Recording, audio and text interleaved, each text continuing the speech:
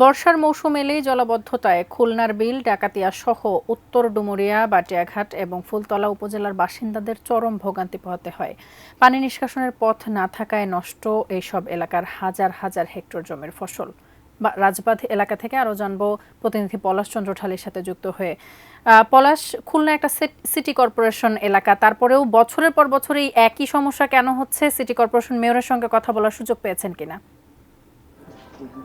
তাসমিয়া, আমি এখন যেখানে আসছি এটাই হচ্ছে সিটি কর্পোরেশনের বাইরে, খুলনার যে বটিয়াঘাটা উপজেলার রাজবাঁধ নামক একটি জায়গাতে। এখানে দেখতে পাচ্ছেন যে এই যে আহ, আহ, এখানকার যে সকল বাসিন্দারা, তারা কিন্তু দীর্ঘদিন বা একদম বর্ষার শুরুতে আপনি যেমনটি বলছিলেন, তারা কিন্তু পানিবন্দী হয়ে আছে। মূলত এই এলাকা থেকে পানি নিষ্কাশনের একটি মাত্র পথ রয়েছে, যে শৈলমারি যে 10 ভেন্ট গেট, সেই গেটটি থেকে পানি নিষ্কাশনের জন্য সেখানে জটিলতা থাকার কারণে মূলত সারা বছরই এই এই বিশেষ করে বৃষ্টির সময়টা তারা পানিবন্দী থাকে, এবং এতে কিন্তু ব্যাপকভাবে তারা ক্ষতিগ্রস্ত হয়। এখানকার রাস্তাঘাট, এই আমি যেখানে দাঁড়িয়েছি এখানে এই রাস্তাটা কিন্তু পানির নিচে রয়েছে। এখন কিছুটা পানি নেমেছে, তারপরও এই যে কিন্তু তারা চরম ভোগান্তিতে আছে।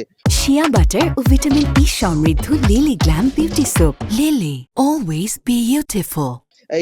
এইটাই খুলনার উত্তর ডুমুরিয়ার বৃহৎ অংশ, প্রায় শতাধিক গ্রাম কিন্তু এভাবে কিন্তু প্লাবিত হয়ে আছে এই বৃষ্টির কারণে। এবং এছাড়া আপনি যেমনটি বলছিলেন খুলনা সিটি কর্পোরেশনের কথা, খুলনা সিটি কর্পোরেশনের যে সকল প্রান্তিক এলাকা, সেখানেও কিন্তু একই অবস্থা, এবং সেখানে ড্রেনেজ ব্যবস্থা, অপরিকল্পিত ড্রেনেজ ব্যবস্থার কারণে সেখানেও কিন্তু যে সকল প্রান্তিক যে ওয়ার্ডগুলো রয়েছে, সেখানে আমরা সবসময় বলে থাকি সেখানে কিন্তু জলাবদ্ধতার সৃষ্টি হয়, এবং সেই জলাবদ্ধতার কারণে সেই প্রান্তিক এলাকার মানুষের কিন্তু ভোগান্তি হয়।